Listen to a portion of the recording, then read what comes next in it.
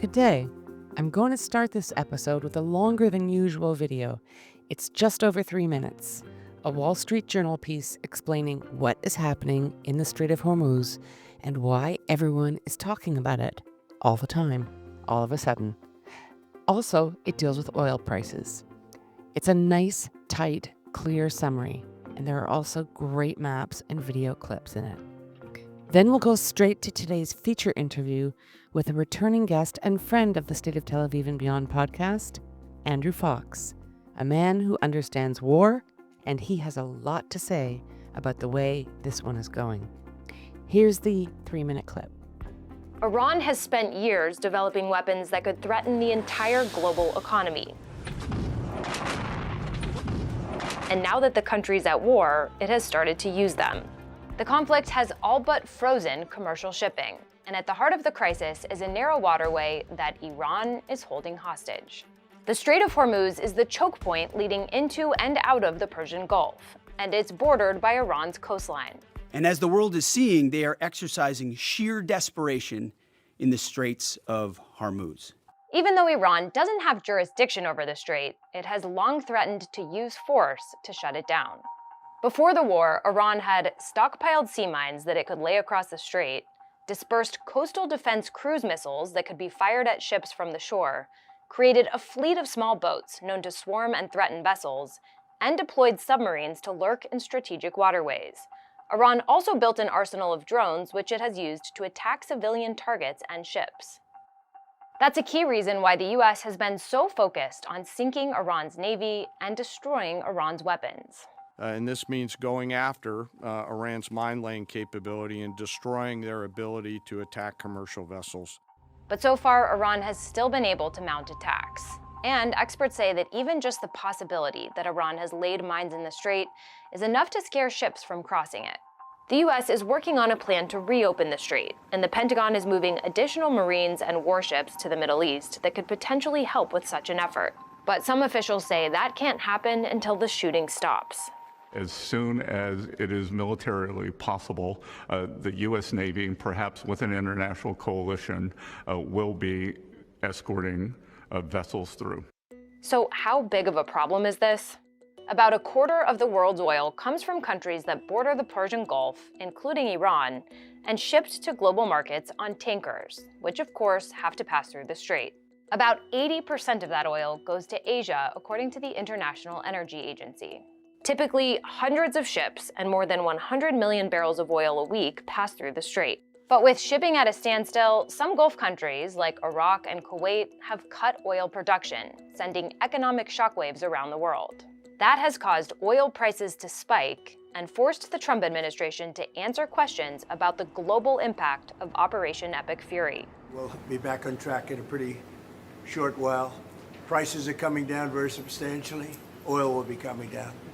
To try and alleviate the pain, the US and IEA member countries are releasing hundreds of millions of barrels of oil from emergency stocks. We're going through a short-term disruption, but it's overdue to address this Iranian threat that's festered and grown for 47 years. But here's the thing, no one knows how long that disruption will last, and Iran has pledged to keep fighting. Tehran is trying to cause as much global pain as it can to both pressure and punish the US and its allies. The regime, of course, wants the attacks to stop. It wants its neighbors, which host US bases, to kick the US military out of the region. And it also wants compensation for the damage that has been caused by the war. They really are a nation of terror and hate, and they're paying a big price right now. President Trump has shown no signs of backing down and says the U.S. military campaign will continue. And now we turn to Andrew Fox to discuss the war and more. I'm Vivian Berkovich, former Canadian ambassador to Israel. Let's do this. Monday, March 23rd, just after 3 p.m. in Israel, which makes it 1 p.m. in London, where you are, Andrew Fox. Indeed. Thank you so much for making time today to speak with State of Tel Aviv and beyond. How are you doing today? Yeah, good. It's start of a new week. Just finished with Indian television, so I'm going global today. It's good. Oh, wow. Yes, you are. Well, today I want to talk to you about Guess. This year's watermelon harvest? No. Sadly, no. Nor, I know you were in Amsterdam over the weekend. I don't want to talk about the price of tulip bulbs either. Although that's a nice segue into the price of oil, isn't it? If you don't know about tulip bulbs and the run on tulip bulbs in the Netherlands or Holland as it was then in the 1600s, Google it. It's a fascinating story.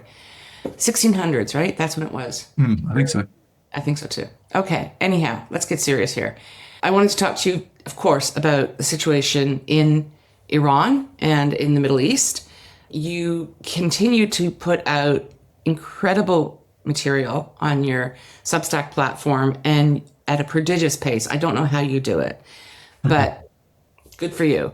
And there was a piece you put out over the weekend that basically slammed this war 3 weeks in. So why don't you just give us the headline on that piece and your assessment? Where is this war at? It's been a huge success at the sort of tactical level. There's absolutely no bad thing whatsoever about smashing up the Iranian regime and their military power and their missile capabilities and their nuclear program. These are all objectively good things.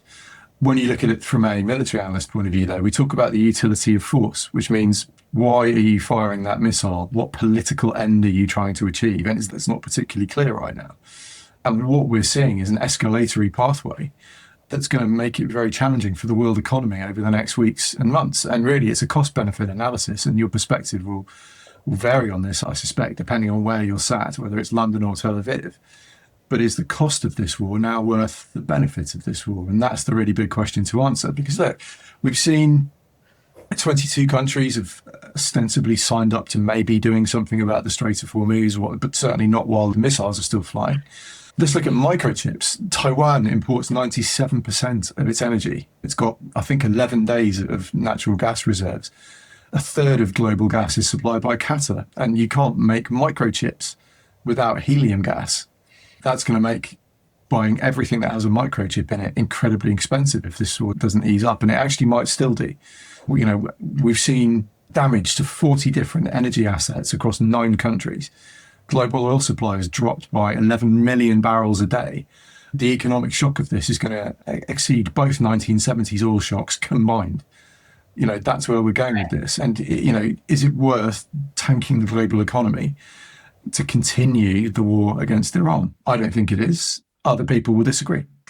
I think the Americans have made an incredible operational mistake ignoring Hormuz. All the reporting suggests they genuinely didn't think it would be a problem, and they'd hit Iran so hard that they wouldn't have the opportunity to respond. Unfortunately, Iran did the single most obvious thing that anyone who's ever looked at the Middle East and done any planning would tell you about, and that is shut the Strait of Hormuz to all intents and purposes. So, unfortunately, the enemy always gets a vote. You can't just expect the Iranians to lie back and take it. And they've done the absolute most obvious move, which has created this incredible global financial squeeze. So I want to go back kind of full circle to the beginning of when you began to offer your kind of top line assessment, which is, the cost benefit analysis. At the beginning, the prospect of degrading Iranian military capability. Yep, that made a lot of sense. But what America and perhaps Israel as well did not seem to take into consideration quite as carefully as they might have is the possibility, or 2 things. Number one is the closing or restricted access through the Strait of Hormuz, through which much of the world's oil and natural gas supply flows. The other is, I think that it's pretty clear that no one anticipated that Iran would attack Qatar and all of the other Gulf countries, but especially Qatar, because Qatar has supported Iran for decades with its terrorist escapades and repression. So those are 2 really critical things. And what you're saying, I think, is, okay, we were able to go in and degrade Iran's military capability, but now we're at a point where things are becoming much less certain. And I'm going to add to what you were saying. We can't do this by air alone. There's going to have to be a ground element or aspect to this war. Nobody really wants to be the one. Nobody's putting their hand up to do that. And the global economy is going to be really strangled as long as the chokehold remains in place on the Strait of Hormuz. And why are we doing this? You're saying cost benefit analysis isn't there. And I'm going to throw all that back at you. And just one more thing, which is that in order to kind of assess the cost benefit analysis, we have to really understand what the goals were. And I think it's fair to say that the goals of this war seem to kind of be shifting, and they've shifted on us over the last 3 weeks. So what do you say to all of that? Yeah, well, we're in pretty broad agreement. I think the goals piece is really interesting because war is not, you don't just blow stuff up because you want it destroyed. That's not how a war works. You go to war to have a political outcome. It's an act of force to compel your opponent to do your will. So you will have a political goal at the end of it.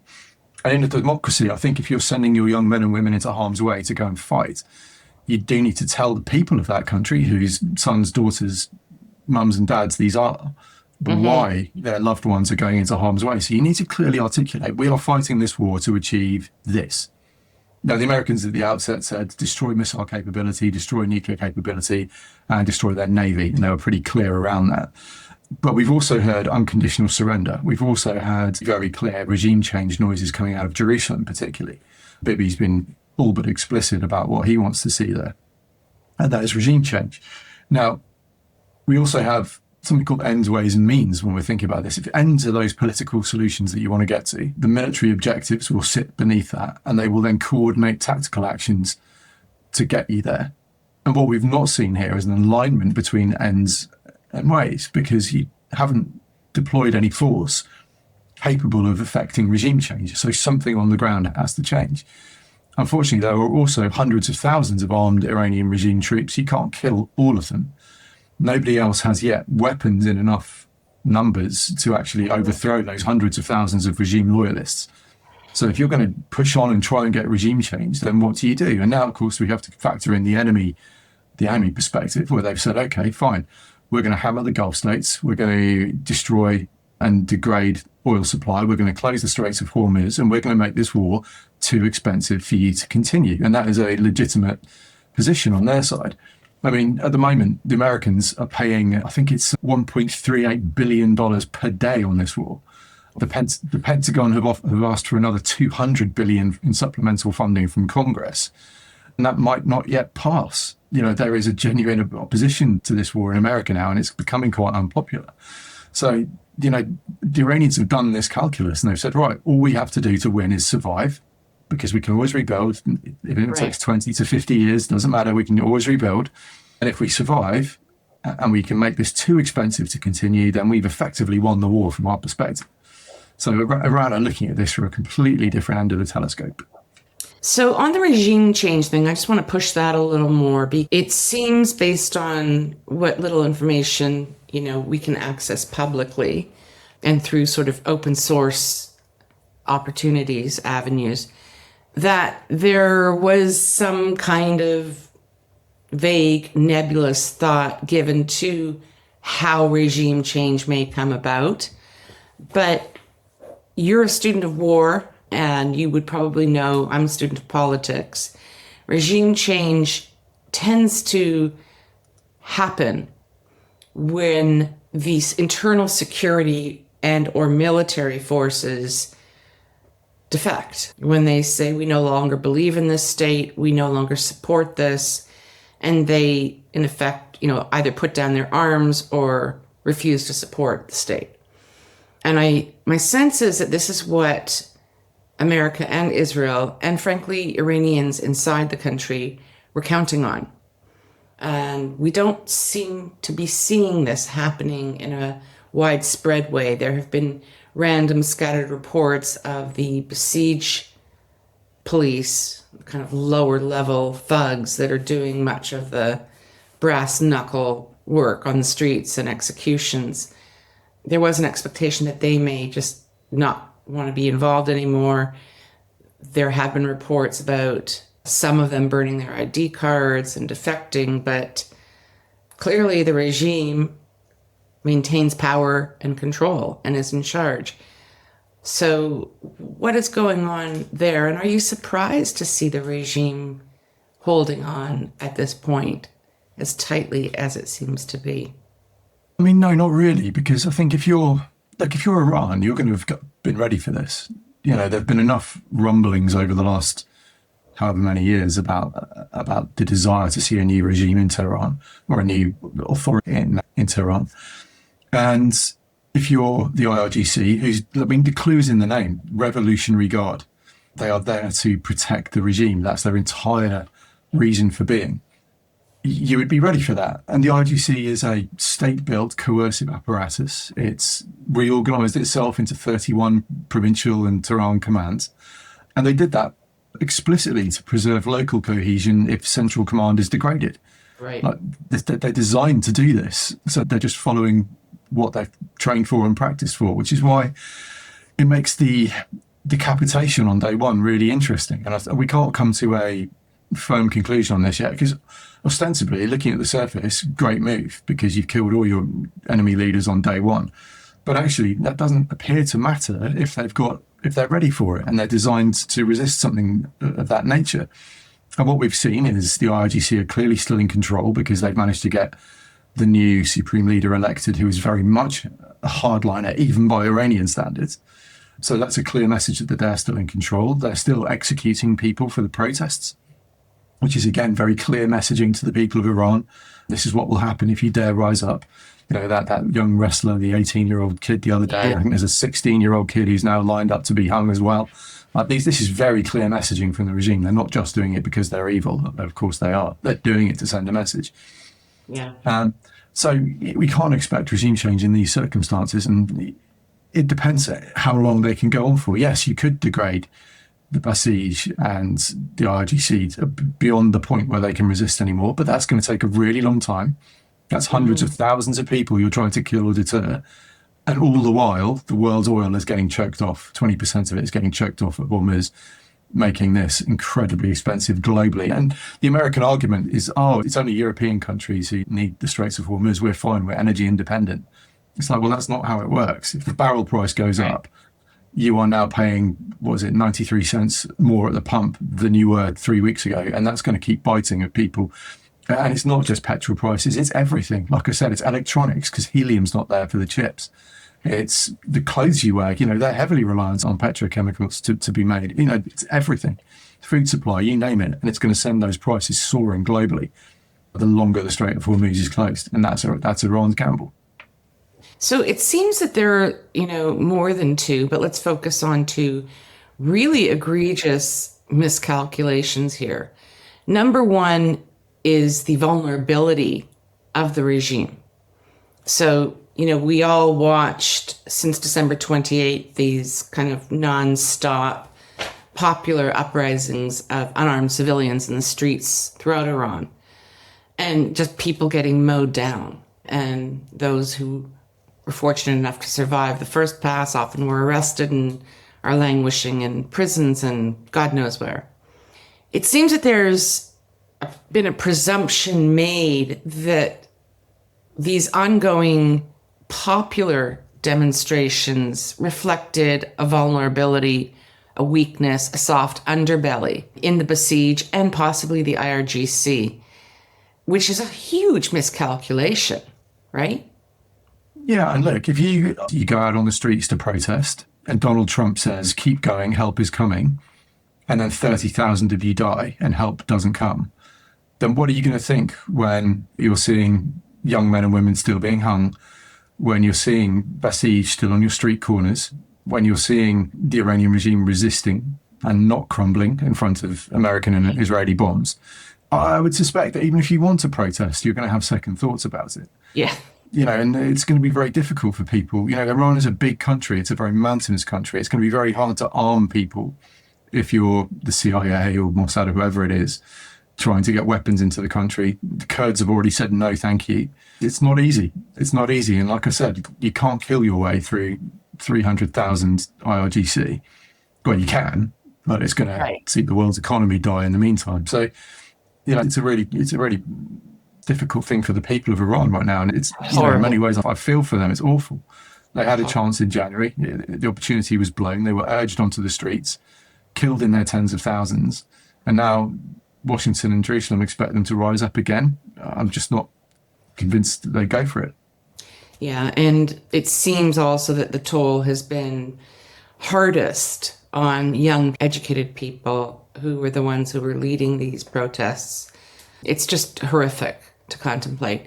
Okay, so people understandably are fearful. I don't know about you. I was a little surprised that the Kurds seem not to be the militia or army of choice to go in.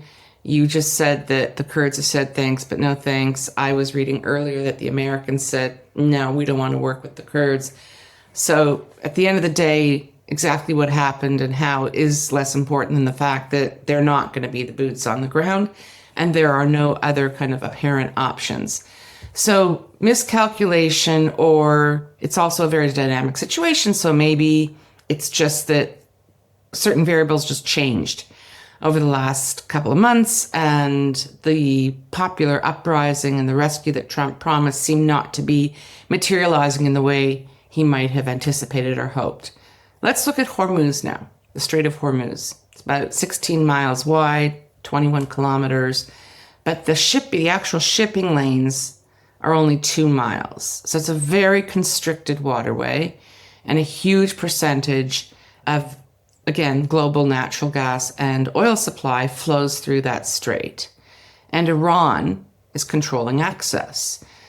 That militarily, to me, is fascinating. Everyone knows about that choke point.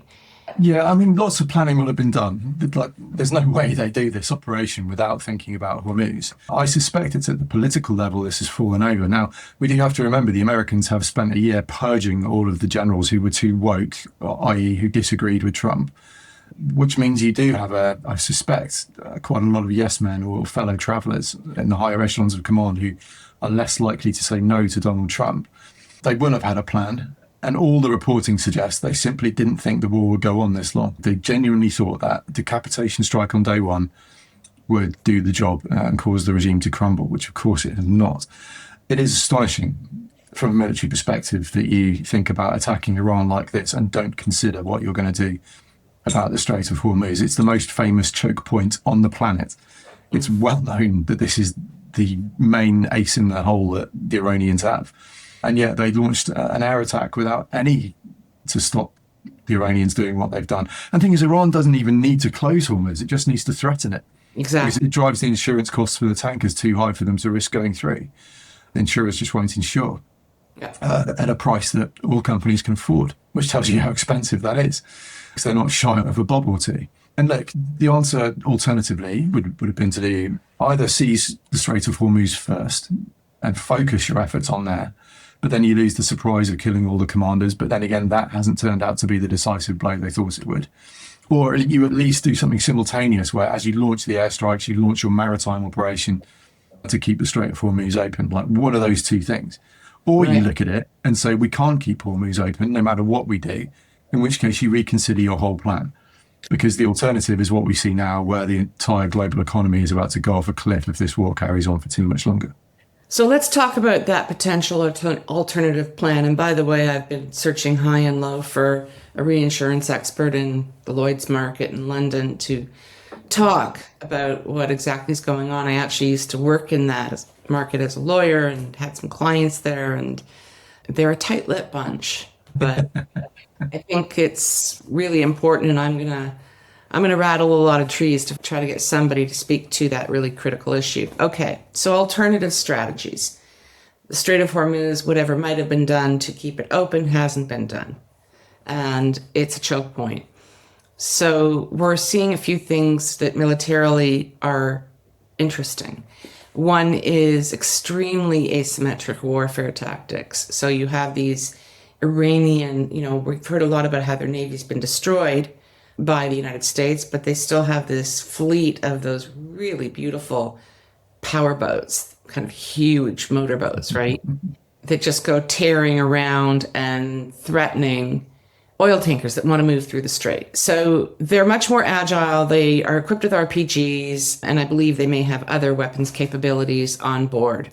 And they're up against these enormous tankers that if they're going to even be escorted remotely safely through the strait, they've got an armada right, of far less mobile tankers, ships, Navy, vehicles, U.S. Navy. So that's one thing we're seeing is this asymmetric warfare, which I think is really interesting. So it's also about what kind of resources does the U.S. want to allocate to each tanker to get through the strait? And that's exactly why Trump said to your Prime Minister Keir Starmer and other Western leaders, step up. I need you to send me some ships. This has to be a Western effort and a coordinated one. And initially they were no, and then they said, okay, maybe, whatever. So that's kind of there. The other thing that's been floated quite aggressively over the last week by President Trump is occupying Karg Island. I've spoken to oil industry experts about that, and they just dismiss it as a complete absurdity and a fantasy that'll never happen. Militarily, what do you say? I mean, look, Karg Island does not open the Straits of Hormuz. It's a good 100 miles further up the coast. It's up towards the north of the Persian Gulf. Right. And so how do you seize it? Right, you've got two options. You either go maritime or you go airborne. Maritime, you will have to bus these Marines all the way in on their landing craft, their amphibious landing craft. And that's 100 miles of coast from which the Iranians can shoot at you. So that's one potential problem. And then when you get there, they'll seize it, no problem. I mean, it's fine. Their Marine Expeditionary Unit is designed to do that task. And there's nothing on the island that could stand up to them. They come with an air package. They come with their Apaches. They come with their, their air supports, naval gunfire. That's not a problem. But what do you do once you've seized it? Okay, you seized it. You cut off 90% of Iran's exports. Then what? There's no indication here that's going to collapse the regime. Yeah, it's going to make life difficult for them, but it's not going to collapse the regime. You're now going to control that oil going out, but you've still got the Strait of Hormuz to go through. And of course, if the Iranians really do get backed into a corner like that, who's to say they won't deploy their mines? It's not just Hormuz they can mine, it's the whole Persian Gulf, which makes them the mining operation, the mine sweeping operation, incredibly lengthy and meticulous, and it shuts down that waterway for months potentially. So I just don't see the point behind doing it, to be honest. It makes no sense to me. If I was going to use those Marines and I want to open Hormuz, I'd probably use them for those small islands that you see dotted around in the Straits.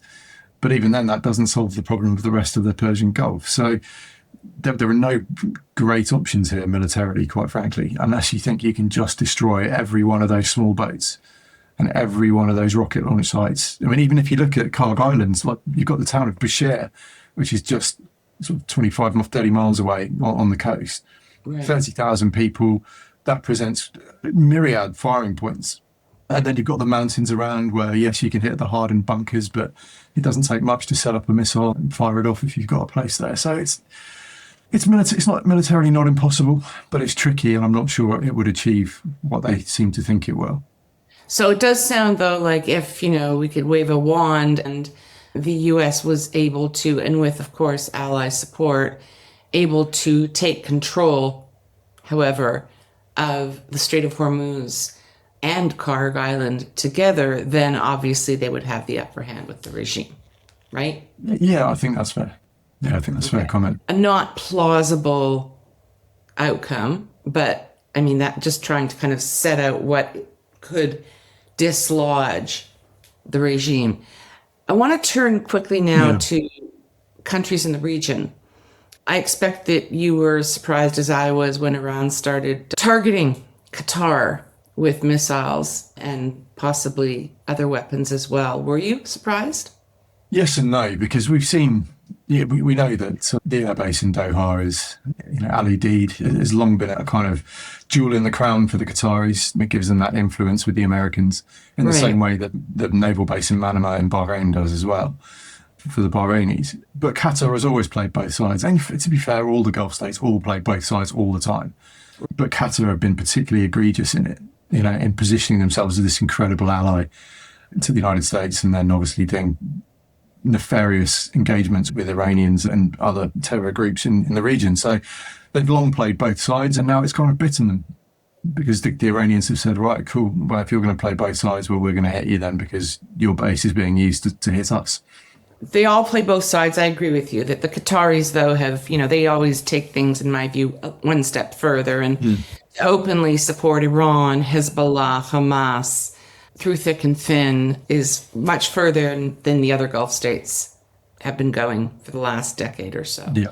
And there's been ongoing tension between the Gulf states and Qatar. So this is nothing new. But am I correct in saying that it's not just the U.S. base in Qatar that has been attacked, that there have been other locations that have been attacked in Qatar by Iran? Yeah, they hit the oil field, the gas field, didn't they, South Pars? And they've hit the refineries as well, I think. I think they hit the main LNG, the main liquid natural gas refinery has been shut down. So, I mean, that's a pretty hostile and next level act. I mean, attacking the U.S. base, yeah, they've done that before. But this is different. So let's just say that the regime withstands all of this pressure and they survive. What does the future, and by future I mean the kind of near future, 3, 6, 12 months future, look like for Iran? And do you foresee Qatar kind of, making up and continuing to support the regime after what has happened? Because I would think that militarily, as well as economically and politically, but we'll leave those to the side, that militarily, if Iran has alienated all of its neighboring nations to a degree that it never did before, Iran has never attacked many of these countries previously. So it seems we're into a new kind of world. Do you think that's significant? Or do you think they'll all just kind of say, okay, let's turn the page and carry on? Yeah, I mean, I think that, this pressure on Iran is unprecedented. We can't, like I said right at the start, there have been huge military successes here.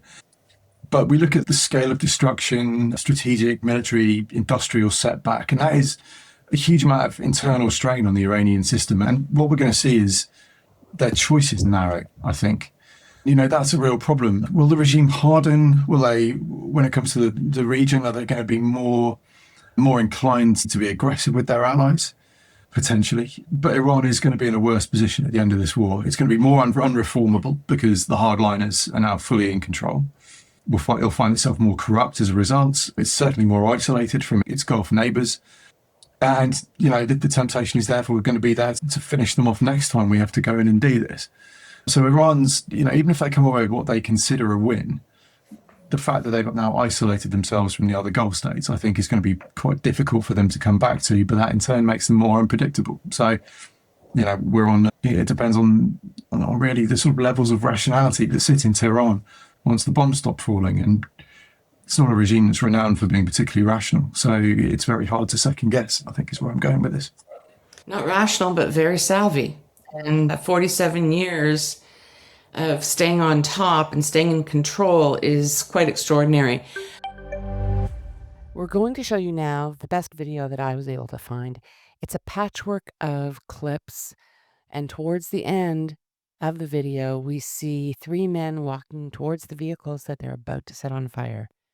This arson event went down early Monday morning in Golders Green, a London suburb with a highly concentrated Jewish population.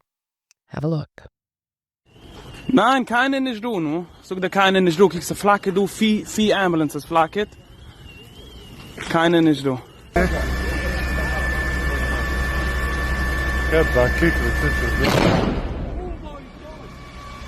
Oh my gosh.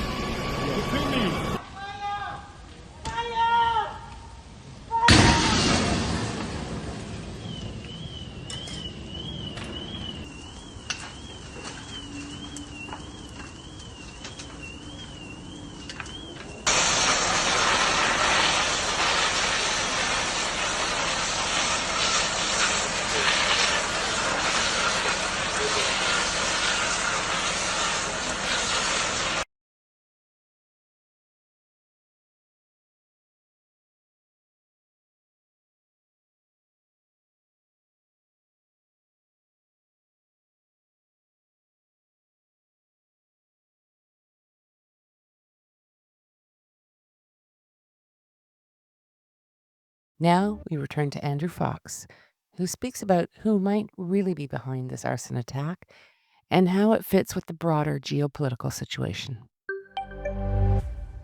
Before we wrap, Andrew, I want to just kind of take it a little more local or domestic, but it's really not because it's all connected. You wrote a really great piece that I'm going to be posting with this podcast about the overnight arson that destroyed 4 United Hatzalah ambulances that I guess were parked in North London. It's a Jewish organization that services people in health emergencies, and it's not just Jews they service. Anyone who phones will be treated and attended to. And that was their whole ambulance fleet. And the IRGC has taken responsibility for this. This is another element of the IRGC that I think it's important to just touch on. The IRGC, it's known, has cells, operational cells all over the world. In Canada, my home country, it's believed that there are at least 700. There could be way more. Government of the day, Prime Minister Mark Carney says far fewer.